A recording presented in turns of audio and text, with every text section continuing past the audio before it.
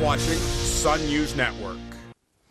It's official. The Conservative Justice Minister plans to make sharing controversial comments on Facebook a crime. I'll prove it to you tonight on The Source.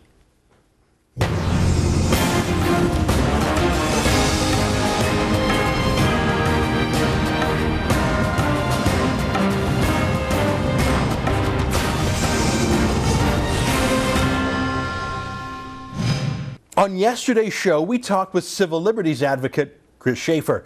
He's the executive director of the Canadian Constitution Foundation. We talked about a bill put forward by the Conservative government to criminalize making an internet link to something that the government thinks is offensive. So if you're a blogger, or if you use Twitter, or if you even share a story or a video on Facebook, you would be caught by this law. To be crystal clear, merely sharing a link with a group of friends could get you charged with the criminal code offense of hate propaganda. So any goofy little jokes that might have had a bit of an edge to them, any strong commentary about political matters, those could get you prosecuted under Section 319 of the Criminal Code. This proposed law to criminalize Facebook linking was called Bill C-51.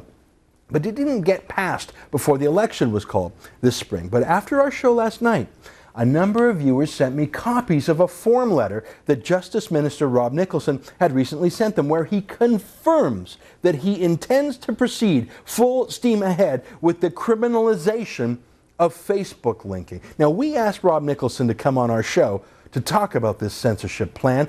Funny thing about censors, though, they don't really believe in debates, do they? That's the whole point about censorship. Instead of actually trying to convince you of something, they just order you to shut up. You know the old saying, shut up, he explained. That's the censor's motto, really. Now, I haven't given up hope that Nicholson will one day come on our show to answer for his censorship plans. We're going to keep asking him, but I think he might be pulling a James Moore on us and simply trying to avoid tough questions. In the meantime, I think we can go through that Nicholson form letter that I got last night to get his point of view. Let's go through some of the more interesting chunks. Here's the first one here. I'm reading from his letter. He says, the Government of Canada is committed to ensuring that law enforcement and national security agencies have the tools they need to fight crime in today's high-tech environment. Our government intends to introduce this legislation in due course. Did you know that criminalizing Facebook links is necessary for national security? That by sharing an off-color joke, you are jeopardizing Canada's safety? Did you know that? That's seriously the excuse that Nicholson is using. But the main takeaway here is that Nicholson confirmed, as recently as last week, that he is still dead set on reintroducing this censorship law in the days ahead. Okay, let's look at the second excerpt from his letter. He says, Bill C-51 enables the ratification of the Council of Europe's Convention on Cybercrime and its additional protocol on the Convention of Cybercrime concerning the criminalization of acts of a racist and xenophobic nature committed through computer systems. The amendment to Clause 5 in former Bill C-51 was included for that purpose.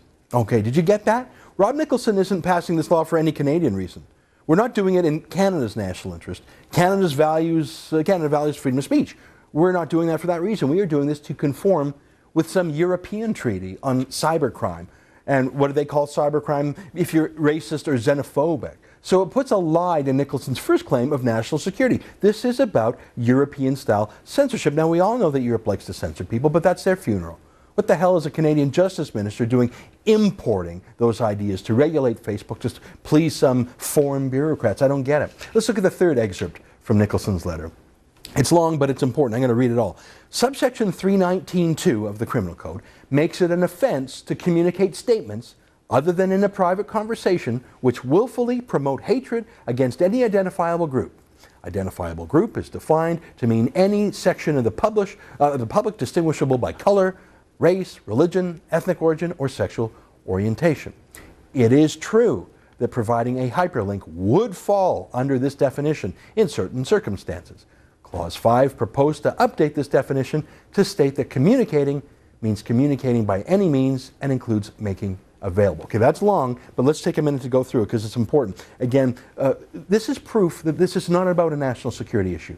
It's about political thought crimes. If you say anything that can make people have hard feelings about race or religion or ethnic origin or sexual orientation, you can be prosecuted for a crime. So if you share a Facebook video that contains a rude joke, or maybe Chris Rock using the N-word, or a cartoon that someone might find offensive, say a Danish cartoon of Mohammed, That is what this law is designed to catch. It's not about national security, it's about political correctness. And here you have Nicholson making another admission that merely sharing a link is enough to get you prosecuted. That was right in his letter. Let's go to the next excerpt. He says, the amendment merely described the manner in which a prohibited statement could have been made. It would not have determined whether a statement was of a prohibited nature. That's Nicholson's way of saying, oh, don't worry. He's saying that merely allowing the government to prosecute you for linking on your Facebook doesn't determine whether or not you're guilty. Well, that's a pretty obvious statement. Saying that Facebook links can now be prosecuted doesn't tell us for sure that you will be prosecuted or what the result will be. Does Nicholson really think that him pointing this out is persuasive? It's actually an insult to the intelligence of Canadians, because what Nicholson has done is given police jurisdiction over your Facebook links. He has opened the door to them. He has dragged your Facebook page into the courts. Okay, one last quote. He says, this is Nicholson again, he said, the fact that a statement is true is a defense. So is the communication of statements that are relevant to any subject of public interest, the discussion of which is for the public benefit, where the person reasonably believed them to be true. So we're supposed to be relieved now to know that you can have a debate about a subject in the public interest, and Nicholson promises he won't prosecute you. That's a lie. Because remember our interview with Reverend Mark Harding a week ago? He handed out flyers protesting a public school that had set up a mosque in the school using taxpayers' dollars and was handing out Muslim religious tracts on campus. Reverend Harding was prosecuted and convicted, even though he clearly held those views, and they're clearly a subject of public debate. Here's Reverend Harding and I talking about this precise subject just last week. Take a look at this clip. I read the court rulings against you, and one of the things that the judges seemed to turn on was the fact that you said Muslims instead of some Muslims. You didn't say Islamic fundamentalists, you didn't say Islamists, you just said Muslims. Now my point of view is that that's a fine point. If you want to be more accurate, I think, would you acknowledge to me that most Muslims, of course, are not violent? Would you acknowledge that? So in retrospect, do you think you ought to have said, just in terms of accuracy, not in terms of submission to our censors, but in terms of accuracy, would it be more accurate to say that some Muslims, or even more accurately, radical Muslims or terrorists want to be violent? I would say, Ezra, that it's not the Muslims at all. I would say that it's the teachings of Islam, it's the Quran, it's the Hadith that are causing the problems. But that's a similar people argument. Don't, yeah. But Muslims, all the Muslims, like Christians, they don't read the Holy Bible, they don't read the Quran, so they don't know what's in it. So Reverend Harding was prosecuted and convicted for criticizing a mosque in a public school because his language that he used wasn't quite legally precise enough. He was convicted under the same section 319 of the Criminal Code, the very section that Nicholson wants to apply to your Facebook page. So this is un-Canadian. And it's also unconservative. Now, 3 years ago, Rob Nicholson went to a Conservative Party convention in Winnipeg where one of the subjects being debated was government censorship. Now, our friend Stephen Taylor, the blogger from StephenTaylor.ca, was there, and he interviewed Nicholson about censorship. Here's Taylor's interview. Here's the question that Taylor put to Nicholson. Take a look. One of the policies that is coming up, of course, is the resolution on Section 13A of the Human Rights Act, and has to do with speech with respect to human rights commissions. Will you be voting on that today? I intend to vote on all measures today. I mean, I'd be very interested in getting the sense of the room on that. There is a report coming out next month from the Human Rights Commission itself. I supported, actually, one of my colleagues, Rick Dykstra, to have the Justice Committee to have a look at this. I think this is becoming a greater issue. I think it's been raised a number of times, and so I'll be very interested to see what the convention has to say. Okay, so that's Nicholson talking about another censorship matter, and here's a video of Nicholson voting on this same issue just moments later. Take a look.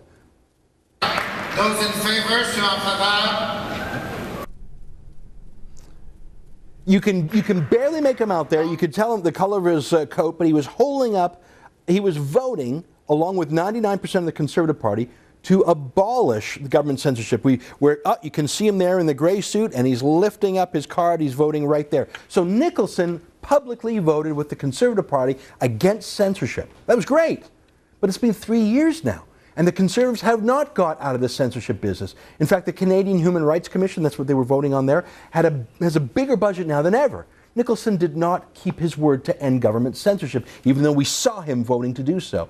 And now he's breaking it even more. He's actually adding a new layer of government censorship, and a more powerful one because he's giving it to the cops. He's adding censorship to your Facebook page. I would ask you to write to Nicholson, but let's be honest. He'd just ignore you like he's ignoring my invitation to talk about this. He obeys his bureaucrats and his staff lawyers, the same left-wing activists, by the way, who tried to stop Public Safety Minister Vic Taves from releasing the names of those 30 war crime suspects walking our streets. It was Nicholson's lawyers who argued that Taves shouldn't be allowed to name the criminals because those criminals have privacy rights. But Nicholson's same lawyers don't give a damn about your privacy rights on Twitter or Facebook. They want the power to prosecute you for sharing rude jokes. So don't write to Nicholson. It's a waste of time. Write to the Prime Minister. Tell him that Rob Nicholson's job is to go after criminals, not to criminalize Facebook. His job is to protect our freedoms, not to undermine them through political correctness and some European treaty. Write to Stephen Harper now. His email is pm@pm.gc.ca. Write to him right now. Tell him to get Rob Nicholson to back off.